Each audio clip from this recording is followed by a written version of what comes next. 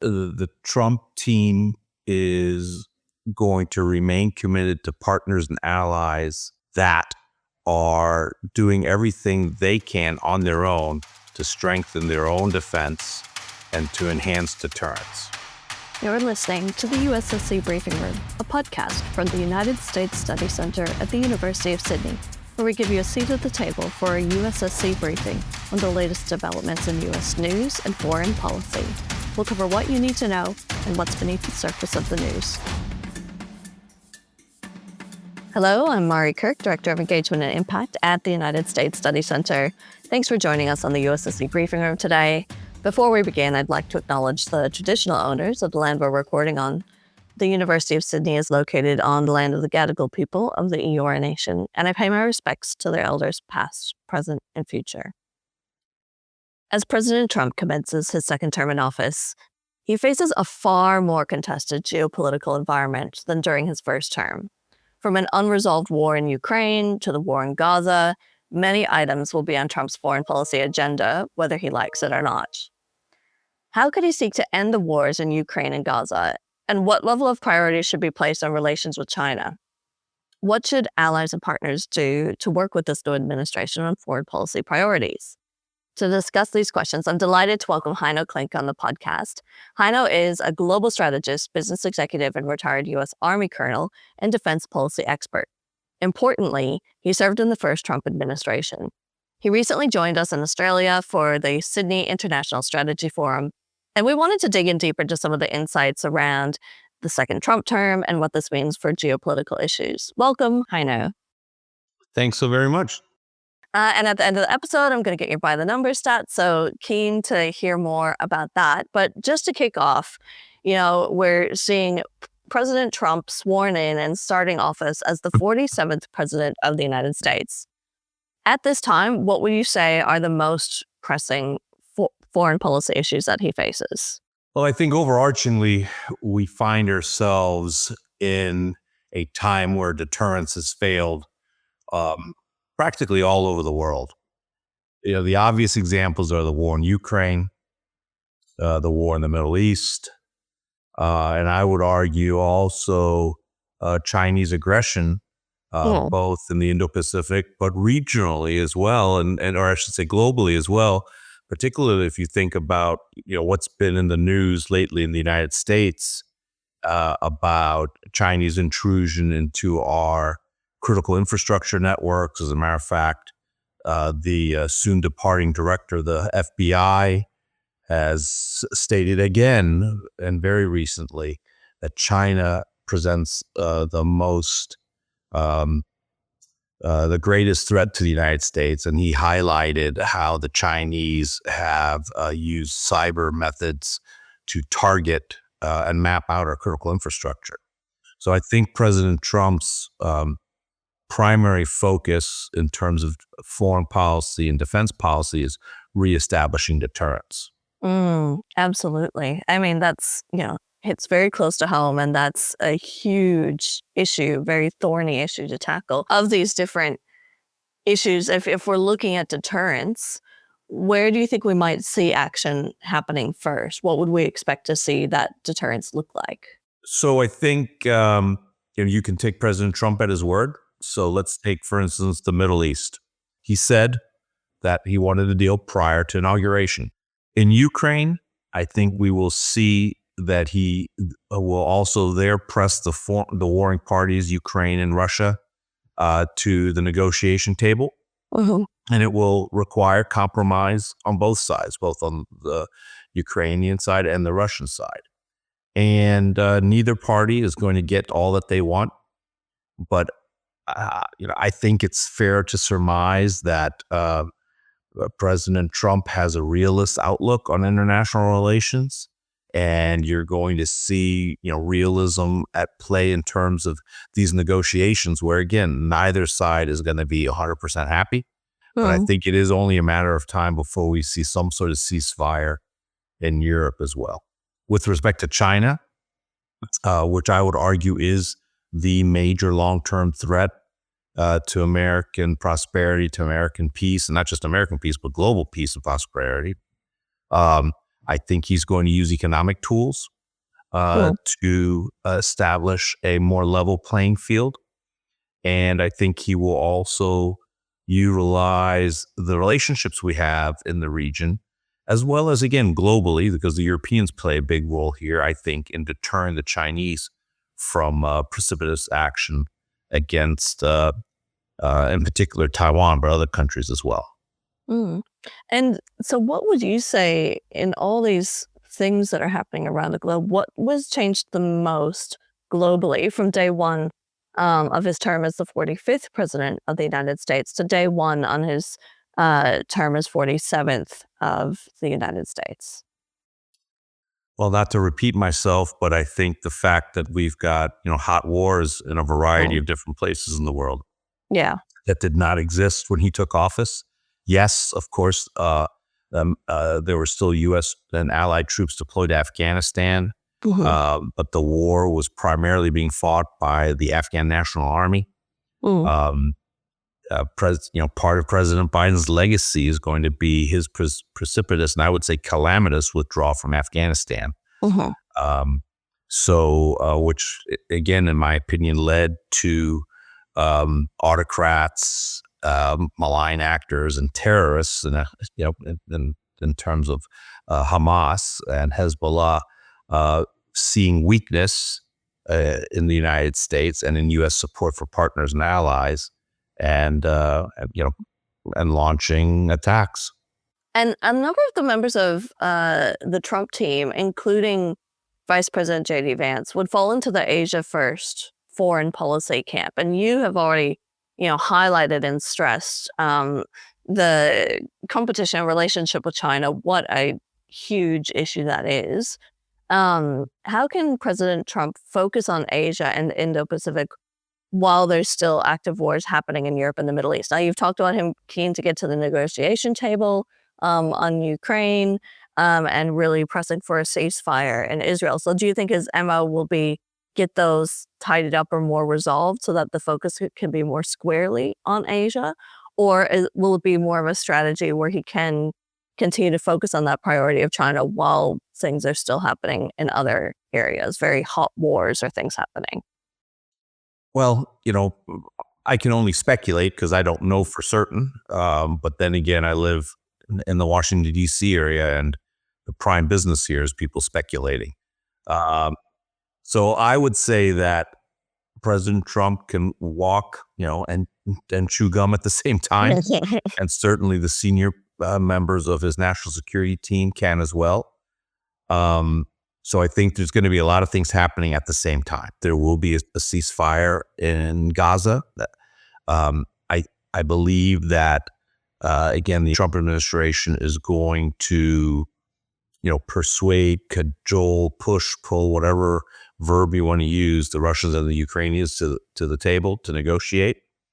And then I think we will also redouble our efforts to strengthen deterrence in the Indo-Pacific vis-a-vis China. Mm, If you look at the first Trump term, and as you mentioned, I served in the first Trump term, um, that national security strategy, that national defense strategy was the first one in American history that clearly outlined the threat posed by the Chinese Communist Party. cool. And I think you're going to see, past this prologue in the second Trump term. Cool. So there's going to be a focus again in ensuring that all elements of national power are concentrated on deterring Chinese aggression. And I think a big piece of that is not just going to be the military piece. People usually focus on the military piece when you use deterrence, but I think there's going to be the diplomatic and the economic piece that's also going to be heavily emphasized, Mm, so that the Chinese realize that there will be a long-term cost to pay if they try to, using military force, unilaterally change the status quo in East Asia. mm, And again, if you look at in the incoming National Security Advisor, Congressman Waltz, if you look at the incoming Secretary of State Marco Rubio, they've been very, very clear on how America prioritizes the Chinese threat in all its dimensions. Additionally, it's probably the only issue that has consistent bipartisan support, Well, standing up to the Chinese. And now, candidly, in a post-COVID era, your average American is also very, very leery of the CCP and how China could exert its influence and power to impact everyday Americans on a daily basis. I think everyone saw these impacts of, complicated relationship and really where these dependencies That's right. were. COVID was a testing ground for that. And all of a sudden people woke up to a lot of the risks. That's right. And Well, and things you in changed. Australia, you certainly also, if anyone in Australia, you know what Chinese economic coercion looks like. Yeah. We here in the U.S. haven't felt that to the extent that you have. So, but there's a greater realization amongst everyday Americans, and let's admit it, most Americans are not too focused on foreign policy, but there is a greater acknowledgement of China as a bad actor, and people, frankly, now are willing to spend more at Walmart so it's no longer just a question of buying cheap Chinese stuff. They're willing to actually pay higher in order not to be as dependent on Chinese goods. And it's interesting because the U.S. Study Center regularly does polling, but one of the questions we've had for the last few years basically tests that question. And we test publics in the United States and Australia, and now we've started polling Japan as well. But we ask a very direct question about, would you be willing to spend X amount more to buy this good, to have something that's not made in China? And obviously that's theoretical, but at least the intention is there where people would say, oh yeah, I'll pay like $500 more for a phone that's not made in China. And I think it's just a recognition of where this foreign policy issue hits close to home and it almost becomes a domestic issue because it does impact when you go to shop at Walmart or the price of different things. That's something where people's values have started to have an impact on what they would be willing to pay. When we think about deterrence in Australia, obviously the first thing that comes to mind is the AUKUS agreement. And there's been a big emphasis here on what are the prospects for AUKUS under Trump. Are you hearing anything in your circles about AUKUS, or is it mostly under the radar on the U.S. side? I think, again, you're going to have an administration that is going to be filled with realists, and that is going to be driven by, the way the world is, not necessarily the way we would like the world to be. And I think AUKUS, you have overwhelming support in the United States for AUKUS, again, on both sides of the political aisle, because it's in America's interests. And the Aussies are investing in the United States. So that is, I think, a winning proposition, particularly for somebody like President Trump, who wants to end this era of not to be too flippant about it, but handouts to allies and partners overseas. This is not a handout to Australia. Australia is investing in its defense in conjunction with American defense industry. Moreover, the fact that we now have, in my opinion, our closest ally that will have a capability that will add to deterrence in the region is also in our interests. So I think there's a very compelling case to be made. I think both from a national security perspective as well as from an economic, business, and commercial perspective. This is going to be something that is going to be supported by the incoming administration. And the fact that Senator Rubio mentioned it specifically during his confirmation hearing, I think is a great sign.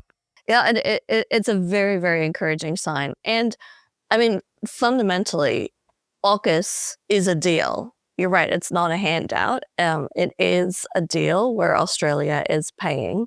And one thing we know about this president is that he loves a good deal. That's right. And I think that's since that fundamentally is what AUKUS is, that does stand it in good stead. Now, you've mentioned that you think this administration will be an administration of realists who look at the world as it actually is and not just how they maybe hope it would be. Would you say that's one of the biggest shifts or changes allies and partners might see from a Biden administration to a second Trump administration? Or what do you think will be the biggest difference they might notice as there is this changing of who's in the White House and the team that we're engaging with? I think that the Trump team is going to remain committed to partners and allies that are doing everything they can on their own to strengthen their own defense and to enhance deterrence. So by that, I mean, they are going to look at how much money is invested in defense. I think that goes without saying. And I think that, whereas in the first administration, Trump administration, the magic figure was 2%. Mm. I think, the new 2% is going to be at least 3% and maybe even higher, particularly for places in the world that face an existential threat, such as Taiwan. So countries have to demonstrate a willingness to invest in themselves, to strengthen their own defense. And I think that will also strengthen America's commitment to them. However, if a country is not willing to spend, a minimum to protect itself, it's just not realistic to expect the American taxpayer to pick up the difference. So that's going to be, I think that is going to be a common denominator. And I think, the Trump administration's rhetoric is going to be pretty strong on that. So some of our partners and allies, may not like that tough love, but it's coming. And that's echoes what's happening here in Australia. Is there's a sense that that is what's coming, where 3% is the new 2%. And we have a federal election coming up here this year. And leaders on both sides of the major political parties have said that they support 3% of GDP being spent on defense spending. So there is that sense of, Australia needs to pull its weight, and that is important. And I think as we've talked about all these major geopolitical issues, this environment that we're in, justifies the need for that increased defense spending. So I think people are on board. What would you recommend allies and partners do to most effectively engage with the second Trump administration? What do you think they should be doing or they should be looking at so that they can work in the best way with this Trump team? Well, again, all of our regional partners, allies, obviously already have experience dealing with a previous Trump administration. So, so far be it for me to give them, particular advice. Again, it's apparent here in Washington that, governments from throughout the region are already reaching out to the Trump transition team to establish communications and things like that. So there are plenty of processes and procedures that are already in place. So I'm not particularly concerned about that. Policy alignment, of course, will be very important. And again, if we talk about China, I think you're going to see a very, very clear-eyed approach to the Chinese. And I think, the rhetoric will also be tough on China. And it's not meant to be antagonistic or provocative. I think it is just meant to reflect what is actually going on, either in the U.S.-Chinese bilateral relationship, or just American position on what the Chinese are doing. Our key partners and allies in the region, our treaty partners, obviously in particular, it would be good to have our rhetoric aligned, and then obviously that our actions are synchronized. Oh. So that will be important. As the Trump administration drafts its national security strategy and its national defense strategy, certain key partners and allies, I'm sure, will be able to get previews of those key documents and perhaps even be involved as those are being formulated. In a perfect world, when our partners and allies draft their own versions of defense strategies, security strategies, it would be good if those are also synchronized with the United States. So because at the end of the day, the Chinese are looking for seams in that lattice work of alliances and partnerships that we have together in the region. And I think we have to close as many of those opportunities as possible to the Chinese, because the greatest strength that we have in liberal Western democracies is the fact that we work together, is the fact that we coordinate, and that we share not just common interests, but common values as well. So we have to stand together against the Chinese, because again, the value system is in fact different, and we see that play out based on what Chinese actions are.